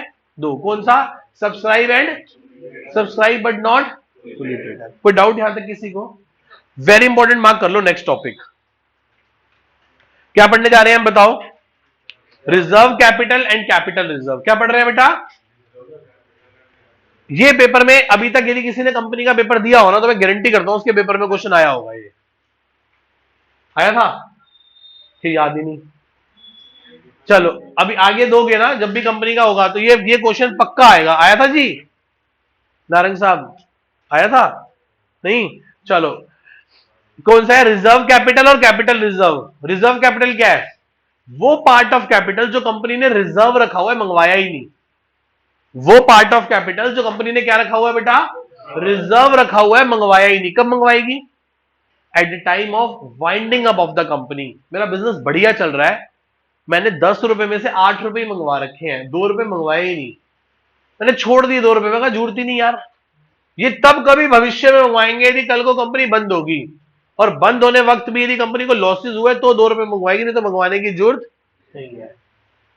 तो ये 2 रुपए कौन से है? रिजर्व कैपिटल क्या है? Part of the capital which is only to be called up at the time of winding up of the company. जब कंपनी को बंद किया जाएगा तब कंपनी 2 रुपए मांग सकती है। क्लियर है? और कैपिटल रिजर्व क्या है? वो पार्ट ऑफ प्रॉफिट जो नॉन रेकरिंग इन नेचर है, जो कैपिटल प्रॉफिट्स है। कौन से है कैपिटल प्रॉफिट्स? बताओ बेटा कौन से? नहीं, अभी आपने पढ़ा सेल ऑफ, आपने नहीं पढ़ा। आपने पढ़ा कहां? कैपिटल रिजर्व 2 जगह पढ़ा। शेयर फॉर फ्यूचर के टाइम जो प्रॉफिट होता है वो कहां ट्रांसफर हो जाता है? कैपिटल रिजर्व में। या जब आप किसी का पूरा होल बिजनेस एक्वायर करते हो, याद है, एसेट खरीदते हो, लायबिलिटी खरीदते हो, तो ऊपर की तरफ क्या बचता है और नीचे की तरफ क्या बचता है? कैपिटल रिजर्व कब बचता है? जब आप किसी का बिजनेस सस्ता खरीद लेते हो। जब आप किसी का बिजनेस सस्ता खरीद लेते हो। तो 2 जगह आपने कैपिटल रिजर्व पढ़ा। कैपिटल रिजर्व कब आता है? जब कंपनी को कैपिटल प्रॉफिट्स होते हैं। कौन से प्रॉफिट्स होते हैं? Capital profits. पढ़ना एक बार ध्यान से, क्या लिखा है? Reserve capital is a part of capital that the company resolve not to call except in the event of it being wind up of the company. जब कंपनी वाइंड अप होगी तभी मंगवाएंगे। और कैपिटल रिजर्व क्या है? Is the reserve which is created out of capital profits. Word क्या है? Out of capital profits, not to distribute as dividend. सबसे इंपॉर्टेंट बात, पेपर में क्वेश्चन आता है, क्या कंपनी कैपिटल रिजर्व वाले रिजर्व्स को यूटिलाइज करके डिविडेंड बांट सकती है? तो जवाब क्या होगा आपका? नहीं, कंपनी उस पैसे से डिविडेंड नहीं बांट सकती, because it is not a free reserve, it is a capital reserve. और दूसरा, it is not in a cash, ये कैश में भी नहीं है। कैसा नहीं है? कैश में भी नहीं है। मैंने किसी का 10 करोड़ का बिजनेस 9 करोड़ में खरीद लिया, तो मुझे 1 करोड़ का क्या होगा? Capital reserve. क्या इस कैपिटल रिजर्व से कंपनी डिविडेंड बांट सकती है? Because it is not a cash, ये कैश में प्रॉफिट नहीं हुआ, इसलिए आप इसे डिविडेंड नहीं बांट सकते। क्लियर है इतनी बात सबको अच्छे से? एक बार ध्यान से इतना पढ़ो फिर आगे ध्यान से। इशू ऑफ कैपिटल क्या पढ़ने जा रहे हैं बेटा? Issue of shares. Issue of, a company raise its capital by issue of shares. A public company can issue of shares only after meet it the prescribed legal compliances. मतलब सिर्फ एक public limited company ही अपना share issue कर सकती है, वो भी सभी कंप्लायंसेस पूरे करने के बाद। यही बात बार बार लिखी हुई है। नेक्स्ट आगे सर, प्राइवेट प्लेसमेंट क्या होती है? क्या होती है प्राइवेट प्लेसमेंट? क्या होती है प्राइवेट प्लेसमेंट? बताओ प्राइवेट प्लेसमेंट क्या है? प्राइवेट प्लेसमेंट, इसमें ना कंपनी, देखो मान लो हमारी 1000 करोड़ की कंपनी है, 1000 करोड़ की कंपनी है, 500-700 करोड़ का तुम्हारा टर्नओवर भी है, मुझे सिर्फ 20 करोड़ चाहिए। कितने चाहिए? 20 करोड़। और 20 करोड़ रुपए के लिए ना मैं कभी भी शेयर्स नहीं इशू करने जाऊंगा, क्योंकि शेयर इशू करना बड़ा लंबा प्रोसेस है, काफी खर्चे वाला प्रोसेस है, बहुत सारी लीगल फॉर्मेलिटीज से होके गुजरना पड़ता है, तो बड़ा मुश्किल है काम करना। तो इस केस में हम किसके पास जाते हैं? वेंचर कैपिटलिस्ट के पास जाते हैं। किनके पास जाते हैं? और इसी को क्या बोलते हैं? Private placement of shares. मान लो LIC के पास चले गए, किसी म्यूचुअल फंड कंपनी के पास चले गए, स्टेट बैंक ऑफ इंडिया के पास चले गए कि यार देना एक 20 करोड़, देना एक 20 करोड़, कह रहा बदले में क्या दोगे? क्या अपनी कंपनी की 2% इक्विटी दे देता हूं। शार्क टैंक देखा था ना, वो यही तो कर रहे हैं। वो जनरल पब्लिक के पास तो नहीं जा रहे ना, वो तो लोगों के पास जा रहे हैं फंडिंग रेस करने के लिए। क्लियर है? बेचारे खैर वो खुद फंडिंग रेस कर रहे हैं, शो में आके वो फंड चेक काट रहे हैं ना, वो खुद, आप जनरल मार्केट में जाके देखो तो वो खुद फंडिंग रेस कर रहे हैं आजकल बेचारे, खुद वो कैश क्राइसिस से गुजर रही हैं वो सब कंपनीज। लेंस कार्ड में खुद इतनी कैश की शॉर्टेज है और वो 50-50 लाख 1 करोड़ के चेक काटे जा रहे हैं। मगर तेरे पापा ने दिखाया चेक काट रहा है, ठीक है, करोड़पति की तरह। चलो क्या लिखा है बेटा? प्राइवेट प्लेसमेंट क्या है? It means issue and allotment of share relatively small number. कैसे देते हैं? Small number group of investor privately to raise the capital, not to a public in general. General public को इशू नहीं कर रहे, किसको इशू कर रहे हैं? पढ़ो साथ साथ। कुछ प्राइवेट इन्वेस्टर्स को। किन किन को? Usually bankers, mutual fund companies और इंश्योरेंस कंपनीज। मैंने आपको तीनों के एग्जांपल दिए। बैंक्स को भी कहते हैं LIC, आप SBI के पास चले जाओ, PNB के पास चले जाओ, खूब पैसा है इन लोगों के पास, ये 10-20 करोड़ तो आपको ऐसे ही दे देंगे। आपको लगता है बैंक का काम सिर्फ ये है कि आपके पैसे को जमा करना और आपके पैसे को निकाल देना और FD कर देना, लोन दे देना? ना ना ना ना, बैंकिंग का बहुत बड़ा काम ये भी होता है, इन्वेस्टमेंट बैंकिंग होती है बहुत बड़ी बड़ी, और ये सब लोगों की कंपनीज के क्या कर लेते हैं? शेयर एक्वायर कर लेते हैं, इन्वेस्टमेंट कर देते हैं। और सबसे बड़ी इन्वेस्टर तो कौन है इंडिया में? बताओ। LIC। LIC हर जगह पैसा दे, हर जगह पैसा इन्वेस्ट कर रखा है उसने। जो डूब रहा होता है गवर्नमेंट उसको आगे कर देती है कि LIC खरीद लेगी, क्योंकि LIC के पास खूब पैसा है और रेकरिंग पैसा है।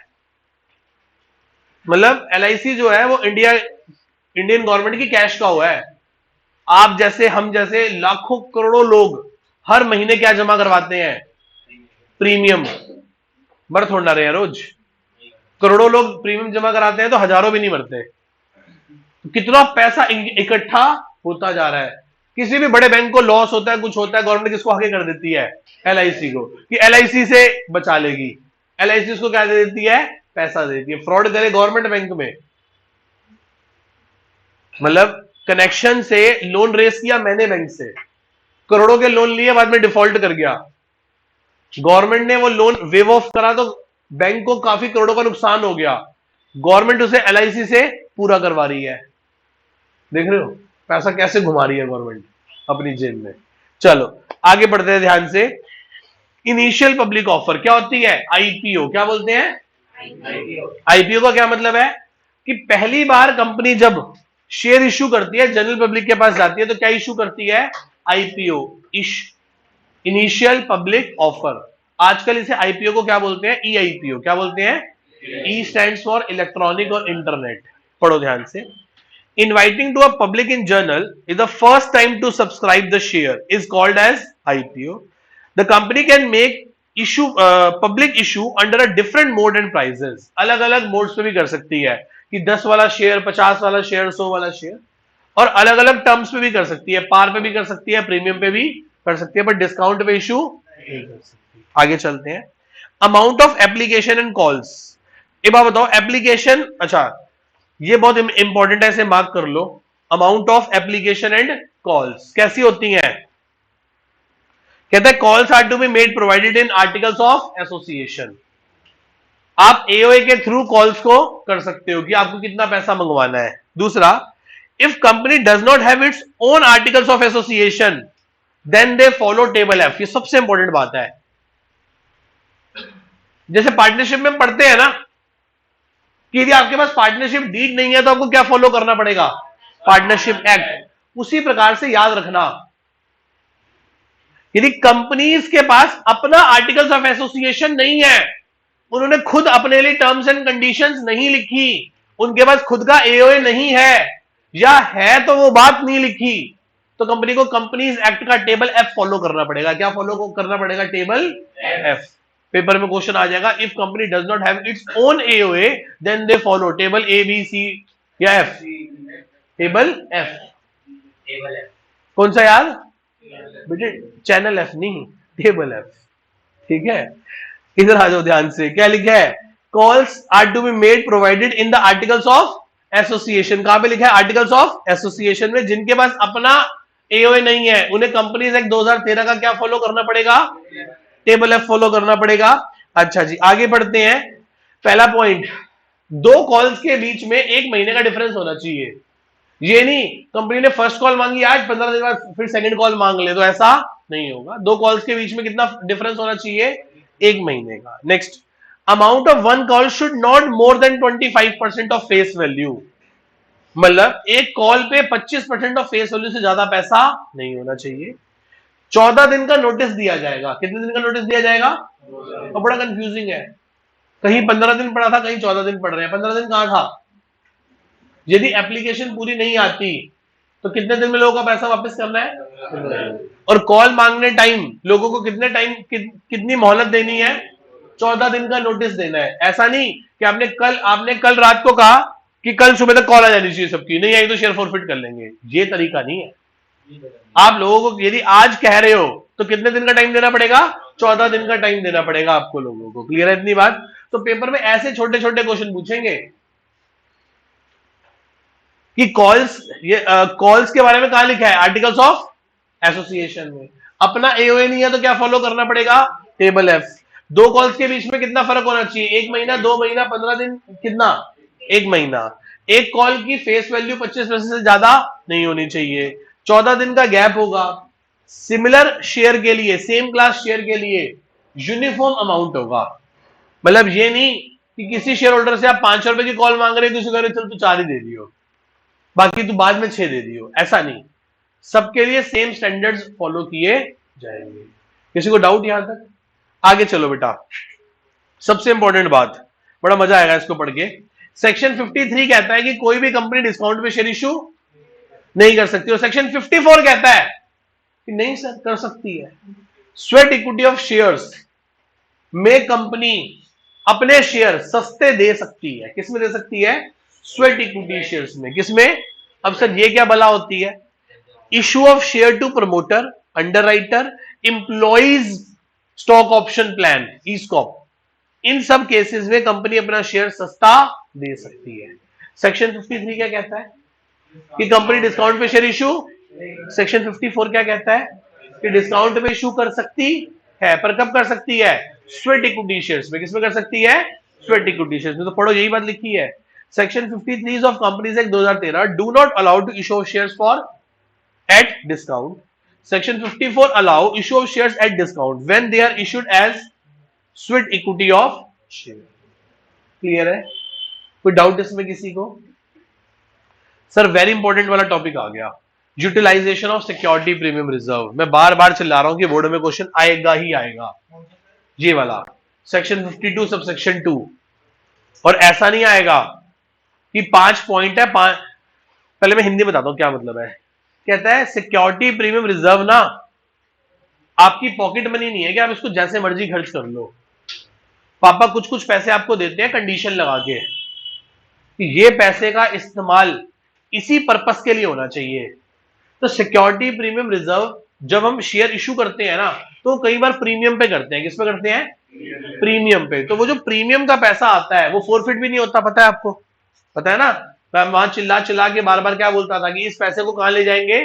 सेक्शन 52 सब सेक्शन 2 में। तो आज वो शुभ घड़ी आ गई है जब हम इस पॉइंट को पढ़ने जा रहे हैं कि सिक्योरिटी प्रीमियम का इस्तेमाल कंपनी कहां कहां कर सकती है। कहां कर सकती है? पहले बताओ, पढ़ो, रेड वर्ड पढ़ो या वो बोल्ड वर्ड पढ़ो। क्या है? कहां कर सकती है? पढ़ो, fully paid up bonus share. क्या देने में?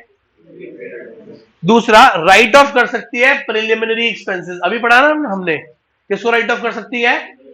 राइट ऑफ कर सकती है अच्छा, शेयर इशू एक्सपेंस होते हैं, डिस्काउंट, हमने एक चैप्टर पढ़ा इशू ऑफ डिबेंचर्स, 100 का डिबेंचर 90 में देते हैं तो 10 रुपए का क्या होता है, डिस्काउंट। शायद कल ही पढ़ा है टॉपिक हमने, परसों थर्सडे को पढ़ा था। अच्छा, एक बैच में नहीं पढ़ा, एक बैच में पढ़ा, 3:30 से 5 में पढ़ा। डिस्काउंट और loss on issue of debentures को कहां से राइट ऑफ किया जा सकता है, सिक्योरिटी प्रीमियम रिजर्व से। तो किस किस को, डिस्काउंट को, एक्सपेंस को, लॉस को राइट ऑफ किया जा सकता है। इन फ्यूचर जब प्रेफरेंस शेयर और डिबेंचर पे प्रीमियम पे रिडीम करेंगे तो उस प्रीमियम वाले लॉस को भी कहां से राइट ऑफ किया जा सकता है, सिक्योरिटी प्रीमियम से।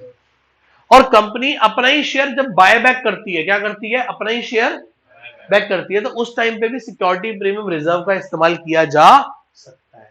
तो 5 पॉइंट पहला क्या बताओ, पढ़ो। Fully paid up bonus share, write off the preliminary expenses, third point expense, discount, loss on issue of shares and debentures, चौथा premium payable on the redemption of preference share and debenture, पांचवा point buy back of equity shares, buy back of equity shares. Under वहां ना शायद लिखा नहीं हुआ है, वहां बस ये लिखा होगा बाय बैक, क्या लिखा हुआ है, सिर्फ लिखा हुआ है बाय बैक, ठीक है, लास्ट पॉइंट में लिखा हुआ है ना buy back, bye back of own shares, तो वहां पे लिख लेना bye back of equity shares, क्या लिख लेना, bye back of equity shares में यूज कर सकती है।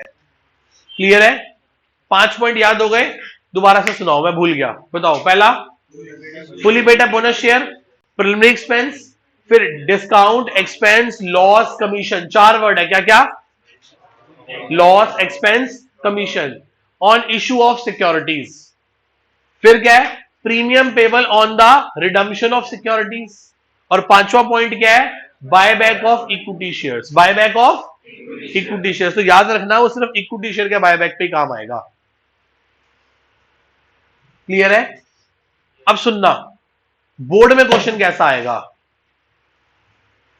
Company section 52 subsection 2 security premium reserve को कहां यूज नहीं कर सकती, कहां use, write off the preliminary expenses, fully paid up bonus shares, premium payable on the redemption of debenture, और buy back of preference shares. बोलो, buy back of preference shares सिर्फ क्या कर सकती है, buy back of equity shares. यदि paper में ऐसा क्वेश्चन आए ना कि कोई 2 पॉइंट लिख दो सेक्शन 52 सब सेक्शन 2 के, तो सबको याद आ ही जाएंगे, 5 में से कोई 2 तो याद आ ही जाएंगे। और ऐसे पूछ ले 4 ऑप्शन देके कि इसमें से क्या नहीं कर सकते, तो भाई साहब आधी क्लास भूल जाएगी कि क्या नहीं कर सकते, क्योंकि सारे वर्ड आपको सिमिलर से ही लगेंगे वहां। क्लियर है, पढ़ो, आगे बढ़ते हैं। मिनिमम सब्सक्रिप्शन, सर वही बात दोबारा लिखी हुई है, सेबी की गाइडलाइन के accordingly does not receive minimum subscription, ठीक है, और कितना होगा, 90% होगा, शेयर अलॉट नहीं करेंगे और सबका एप्लीकेशन का पैसा क्या कर देंगे, रिफंड कर देंगे, यही बात लिखी हुई है। नेक्स्ट, कॉल इन अरियर्स, क्या बेटा, क्या होती है कॉल इन अरियर्स, बताओ। जब लोग पैसा पे नहीं करते, पढ़ो क्या लिखा है, if a share holder do not pay the call amount due on allotment और any other calls according to the terms, the amount not so received is called as calls in arrears. The unpaid or arrear amount to be transferred to calls in arrears account. यही करा हमने, जब लोगों का पैसा नहीं आता था तो हम कौन सा खाता खोल देते थे, बोलो, calls in arrears। कौन सा खाता खोल देते थे, calls in arrears। किसी को डाउट यहां तक, किसी को, बच्चे को? आगे चलते हैं बेटा। Next, interest on calls in arrears, interest on calls in arrears, सब कुछ नहीं पढ़ना, कहां लिखा हुआ है, देखो कंपनी की मर्जी है, बहुत छोटी सी बात है, बहुत बड़ी बात नहीं है, बहुत छोटी सी बात है कि कंपनी कितना इंटरेस्ट चार्ज करे कॉल्स इन अरियर्स पे। तो ये बात कहां लिखी हुई है, बताओ, किसको ऑथराइज्ड है, आर्टिकल्स ऑफ एसोसिएशन को। और यदि आर्टिकल्स ऑफ एसोसिएशन नहीं है तो किसको फॉलो कर लेंगे, टेबल एफ को। टेबल एफ में कितना लिखा हुआ है, 10%, कितना लिखा हुआ है, और कंपनी चाहे तो अपने एओए में इसको कम भी कर सकती है और वेव ऑफ भी कर सकती है। ध्यान समझना, बड़ा टेक्निकल पॉइंट है ये, आपको स्कूल में, कोचिंग में जल्दी कोई नहीं बताने वाला। टेबल एफ में कंपनी, यदि कंपनी के पास अपना एओए है तो उसमें लिख ले, नहीं है तो टेबल एफ फॉलो कर ले। और टेबल एफ कहता है कि कॉल्स इन अरियर्स पे कितना ब्याज लिया जाएगा, 10%, हाँ या ना। और कंपनी चाहे तो अपने एओए में लिख के इसको कम या वेव ऑफ कर सकती है, बढ़ा नहीं सकती। देखो कितना खूबसूरत लॉ बना है कि लॉ ने शेयर होल्डर को प्रोटेक्ट कर दिया। यदि कंपनीज एक्ट ये कंपनी पे छोड़ दे तो कंपनी तो इंटेंशनली लोगों को बिगाड़ सकती है, थोड़ी प्रॉब्लम क्रिएट कर सकती है लोगों के लिए। ये कह के कि हम तो कॉल इन अरियर 40% लेंगे। ओ भाई साहब, interest on call in arrear कितना लेंगे? 40%। बहुत बड़ा अमाउंट हो जाता है। तो लॉ ने कहा ना ना ना ना ना, मैक्सिमम कितना ले सकते हो? 10। आप चाहो तो अपने एओए में लिख के इसे 5 कर लो, 6 कर लो, 2 कर लो, 3 कर लो, या छोड़ दो, ये आपकी मर्जी है, पर 10 से ज्यादा नहीं कर सकते। तो क्या कर दिया? प्रोटेक्ट कर दिया। क्या कर दिया? उनको प्रोटेक्ट कर दिया। तो कहां पे लिखा हुआ है कि interest on calls in arrears कितना होगा? एओए में। एओए नहीं है तो क्या फॉलो करेंगे? Table F. टेबल एफ में कितना लिखा है? 10% लिखा है। कितना लिखा है? 10% लिखा है। और कंपनी चाहे तो इसे कम या वेव ऑफ कर सकती है। कहां पे लिख के? एओए में लिख के। आगे पढ़ो। कॉल्स इन, बेटे हमारे कोर्स में है ही नहीं, इंटरेस्ट की कैलकुलेशन हमारे कोर्स में नहीं है। सिर्फ इतना ही याद रखना है कि 10% होता है, वो भी कहां लिखा हुआ है? टेबल एफ में। क्लियर है? आगे बढ़ो। कॉल्स इन एडवांस, ये भी कहां लिखा हुआ है? ये लिखा हुआ है it may also happen in case of partial और pro rata allotment of shares when the company retain the excess money receive on application of share in excess of allotment money. यही तो बात है। बताओ, ये लाइन का मतलब समझ आया? कि लाइन में ये कह रहा है कि जो भी एक्सेस एप्लीकेशन होगी उसे कहां एडजस्ट किया जाएगा? अलॉटमेंट में। और उसके बाद भी यदि कुछ पैसा बच गया तो कंपनी को रिफंड करना होगा, और रिफंड नहीं करके यदि कंपनी उसे कॉल्स में एडजस्ट करती है तो उस पैसे पे कंपनी को ब्याज देना पड़ेगा, और उसी ब्याज को कॉल से interest on calls in advance कहते हैं। हाँ या ना? बोलो भाई बोलो, बात समझ आ रही है? आगे चलो। ये बात कहां लिखी हुई है? ये किसको अलाउ करती है? एओए ए को, वही आर्टिकल्स ऑफ एसोसिएशन को। Interest on calls in arrears कितना होगा? 12% होगा। ये बात कहां लिखी है? एओए में। बात खत्म, बस। आगे चले। लास्ट टॉपिक है issue of share to promoter. किसको शेयर इशू करती है कंपनी? कौन है प्रमोटर? बताओ। जो कंपनी को इनकॉर्पोरेट करवाने में कंपनी की क्या करता है? हेल्प करता है। तो issue of share to promoter क्या एंट्री होती है? बोलो, याद है? भूल गए? बोलो। इनकॉर्पोरेशन एक्सपेंस अकाउंट डेबिट क्या एंट्री थी? Incorporation expense account debit to promoter, promoter to shares. और बाद में चल के इस इनकॉर्पोरेशन एक्सपेंस को कहां से राइट ऑफ करते थे? Security premium. और वो ना हो तो फिर कहां से? Statement of PNL. अभी सेक्शन 52 ने भी तो यही कहा कि प्रिलिमिनरी एक्सपेंसेस को कहां से राइट ऑफ किया जा सकता है? सिक्योरिटी प्रीमियम रिजर्व से। पढ़ो एक बार ध्यान से।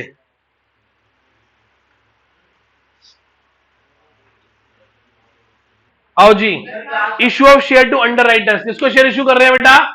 Under writer. कौन होते हैं अंडर राइटर? जो सर कंपनी के शेयर बिकवाने में कंपनी की क्या करते हैं? हेल्प करते हैं। जो इस बात की गारंटी देते हैं कि जितना भी आपका अनइश्यूड शेयर रह जाएगा वो हम ले लेंगे। ठीक है? 19 कितना भी कम हो जाए वो हम ले लेंगे। पढ़ो ध्यान से। क्या कहता है? Contract by which a person known as underwriter agree to usually for commission to take the share not subscribe by the public. कह रहा कमीशन लूंगा और आपका जितना अनइश्यूड शेयर होगा वो इश्यू करवा दूंगा, और ना करवा सका तो मैं खुद ले लूंगा।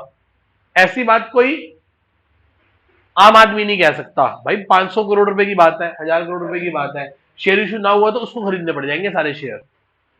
तो इसलिए ये बात हमें, ये जनरली अंडरराइटर कौन होते हैं? म्यूचुअल फंड कंपनीज होती हैं, बैंकर होते हैं, या एलआईसी जैसी बड़ी कंपनीज होती हैं, बैंकिंग हाउसेज होते हैं बहुत बड़े बड़े। ठीक है? पढ़ो आगे। The company issue shares to underwriter instead of paying the commission in cash. वो ने इसके बदले में कैश की बजाय कमीशन की शेप में शेयर्स दे देते हैं। Underwriter commission is written off in the year the shares are issued. उसी साल राइट ऑफ हो जाएंगे। और कहां से राइट ऑफ? ये खर्चा राइट ऑफ होगा कहां से? Security premium. और वो ना हो तो फिर क्या लिखा हुआ है? Statement of. नेक्स्ट टॉपिक है प्रेफरेंशियल अलॉटमेंट, क्या है वर्ड बेटा? Preferential allotment. Preferential allotment means the allotment of share at a pre determined price. कौन से प्राइस पे? पहले से डिटरमाइंड प्राइस पे दे देती है. किनको? आइडेंटिफाइड पीपल्स को, who are interested to take shares in the company such as promoters, venture capitalists, financial institutions, buyer of the company of the product or the suppliers. इन सब लोगों को कंपनी क्या कर देती है? प्रेफरेंशियल अलॉटमेंट दे देती है कि आपको हम दे रहे हैं शेयर्स प्रेफरेंस बेसिस पे, एक प्री डिटरमाइंड प्राइस पे. कौन से प्राइस पे? Pre determined. देखो एक बात बताओ, आप रिटेल में कोई चीज लेने जाओ महंगी मिलेगी, आप होलसेल में कोई चीज लेने जाओ तो आपको क्या मिलेगी? सस्ती. कंपनी ने आईपीओ इशू किया, कंपनी को डर लग रहा है कि 2000 करोड़ मार्केट से कैसे आएगा, लोग मेरा शेयर लेंगे कि नहीं लेंगे. इतनी बड़ी चीज बेचनी है, इतनी सारी चीज बेचनी है, शेयर 10 रुपए का है, तो 2000 करोड़ रुपया रेस करना है, 10 रुपए का शेयर है, तो कितने शेयर हो गए बताना? 200 करोड़ शेयर हो गए. एलआईसी के पास गई, कह रही मैं आधे ही खरीद लूंगी, आधे तो जनरल पब्लिक को दे दियो, पर मेरे को भाव 9 रुपए लगाइयो. देख मेरे को भाव कितना लगाइयो? 9 रुपए. That is called preferential allotment. एक प्री डिटरमाइंड प्राइस पे कंपनी पहले क्या कर देती है? इनको शेयर इशू कर देती है. Next, concept of private placement. पहले ही पढ़ चुके हैं प्राइवेट प्लेसमेंट क्या होती है, पढ़ी थी ना अभी? पढ़ी थी नहीं पढ़ी थी? प्राइवेट प्लेसमेंट, प्राइवेट लोगों को शेयर देते हैं. पढ़ो. According to section 42 of the companies act 2013 means any offer to security invite to subscribe of security to selected groups. कौन होते हैं सिलेक्टेड ग्रुप? ये वेंचर कैपिटलिस्ट और म्यूचुअल फंड कंपनीज, बैंक्स, ये सब लोगों को इशू कर देते हैं थ्रू द प्राइवेट प्लेसमेंट. कैसे दे देते हैं? प्राइवेट प्लेसमेंट के थ्रू दे देते हैं. नेक्स्ट, लास्ट कॉन्सेप्ट है इस चैप्टर का, इंप्लॉय स्टॉक ऑप्शन प्लान. क्या होता है बेटा? कंपनी इंप्लॉइज को भी शेयर दे देती है. पता है क्यों देती है? उनके इमोशंस के साथ खेलने के लिए, कि देख यदि तेरे को 10 से 6 के बाद काम करने के लिए कहेंगे तो काम नहीं करेगा, मैं तो एम्प्लॉय हूं, मुझे क्या फर्क पड़ता है. यदि हम एक एम्प्लॉय को भी कंपनी का मालिक बना दे तो 10 शेयर देके, बहुत बड़ी कंपनी है, 10 शेयर एम्प्लॉय को भी दे दिए, और दिए भी पैसों में, फ्री में नहीं, पर थोड़े सस्ते दिए. एम्प्लॉय खरीदेगा उस शेयर को, रखेगा, और वो अपने आप को कंपनी का क्या समझेगा? शेयर होल्डर, मतलब मालिक. कंपनी के साथ कुछ भी गलत करेगा ना तो उसके अंदर एक भावना आएगी कि यार मेरी तो कंपनी है, कहीं ना कहीं 10 शेयर तो मेरे पास भी है इसके. तो उससे एम्प्लॉय मोटिवेटेड रहता है और गलत करने से बचता है. तो कंपनी को ऐसे फायदा होता है. तो कंपनी जनरली अपने एम्प्लॉइज को क्या करती है? सस्ता शेयर दे देती है, और उसी को क्या बोलते हैं? Employ stock option plan. अच्छा, employ stock option plan is a part of sweat equity shares. पढ़ा था ना अभी? स्वेट इक्विटी शेयर, जाओ जाओ वापस वाले पेज पे जाओ, क्या लिखा हुआ है पढ़ो. स्वेट इक्विटी शेयर में क्या लिखा हुआ है? अंडरराइटर, प्रमोटर और एम्प्लॉय स्टॉक ऑप्शन प्लान, इनको देती है कंपनी. पढ़ो क्या कहता है ये, पढ़े जी.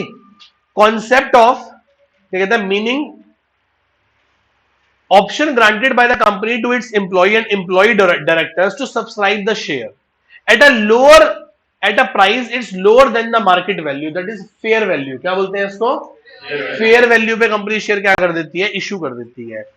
It is an option or right to grant the company, but it is not obligation on the employees to subscribe it. कह रहे हैं एम्प्लॉय को कोई कंपल्शन नहीं है कि वो इस ऑप्शन को ग्रैब करे, उसकी मर्जी है. वो चाहे तो इस ऑप्शन को ले ले, और चाहे तो इस ऑप्शन को वेव ऑफ कर दे कि मुझे नहीं चाहिए कंपनी का शेयर. आप सस्ता दे रहे हो, मुझे तब भी नहीं चाहिए, भाई मेरी मर्जी, मुझे नहीं चाहिए. तो कोई कंपल्शन नहीं है एम्प्लॉय पे कि वो शेयर को खरीदे. पढ़ो आगे. आगे क्या बोलता है? It is an option or right to grant by the company, but it is not an obligation on employee to subscribe it. उसके ऊपर कोई ऑब्लिगेशन नहीं है कि उसको सब्सक्राइब करे. द एम्प्लॉय मे और may not exercise the option. वो एक्सरसाइज करने का मतलब होता है उसको खरीदे या ना खरीदे, उसकी मर्जी. अब देखो इतनी टेक्निकल लैंग्वेज ना आपको याद नहीं करनी यार, आप इस बात से बचे. आप इको और बीएसटी का पेपर नहीं लिख रहे जिसमें आपको ये बिल्कुल एज इट इज लैंग्वेज याद करनी पड़ेगी. मैंने आपको क्या कहा? आप जितने मर्जी पेपर उठा लो, सैंपल पेपर, आपको कभी भी स्ट्रेट फॉरवर्ड ये नहीं कहेगा कि write down the employee stock option plan in 2 marks, कभी नहीं बोलेगा. वो आपसे टेक्निकल बातें ही पूछेगा. Fill in the blanks, true false, assertion, reason, कभी लिखने को नहीं आएगा। अकाउंट्स के पेपर में बच्चे थ्योरी लर्न कर रहे हैं, लर्न करने की क्या जरूरत है यार, सिर्फ रीड करो और दिमाग में रखो। अभी 8 पेज है, 8 पेज पढ़ाने, पूरी कंपनी का निचोड़ है। अब बुक से उठा लो कंपनी, एक वर्ड दिखा दो मेरे को इससे अलग हो तो, चैलेंज है पूरी कंपनी पढ़ाना, एक लाइन भी अलग निकाल दो तो, यदि कोई एक आधी होगी भी ना तो वो ऐसी होगी जो पेपर में नहीं आती। मैंने बिल्कुल प्रिसाइज कर दी 8 पेज में, और इसको मैं भी और छोटा कर सकता था वर्ड वर्ड लिख के, पर मैं कहा नहीं यार, थोड़ी सी तो इंग्लिश भी लिखी रहे साथ में, अच्छी नहीं लगेगी नहीं तो। पढ़ो क्या लिखा है, employee stock option plan is a category of, किसकी कैटेगरी में आता है ये, sweat equity. Sweat equity is a wider term than the ईस्ट क्रॉप। ईस्ट क्रॉप किसका है, बच्चा है किसका, स्वेट इक्विटी का। स्वेट इक्विटी में कंपनी क्या करती है, सस्ता शेयर देती है। सेक्शन कौन सा है, 54, शाबाश, कौन सा सेक्शन है, 54। 54 में कंपनी स्वेट इक्विटी देती है जो कि सस्ता शेयर देती है। किस किस को दे सकती है, प्रमोटर, अंडरराइटर और इंप्लॉय स्टॉक ऑप्शन प्लान को दे सकती है। Include the share to promoter remuneration and remuneration incorporation of the company their own services. Clear है यहां तक, ये 8 पेज में हमारा पूरा चैप्टर क्या हो गया बेटा, खत्म हो गया। आप इसको जब भी पेपर करें, कोई भी आपका हो, यूटी हो, एफए हो, एसए हो, प्री बोर्ड हो, बोर्ड हो, ये 8 पेज को पढ़ने में आपको हार्डली पहली बार में आधा घंटा लगेगा, दूसरी बार में 15 मिनट, उसके बाद 5-5 मिनट। और इतनी छोटी वो दी है बुकलेट, आप चाहो तो उसे साथ में ले जा सकते हो, मतलब दोनों पर्पस के, दोनों पर्पस सॉल्व हो गए। आखिरी तक पढ़ते चले गए और बाद में ले चले गए, है ना। चलो दोनों जगह काम आएगी।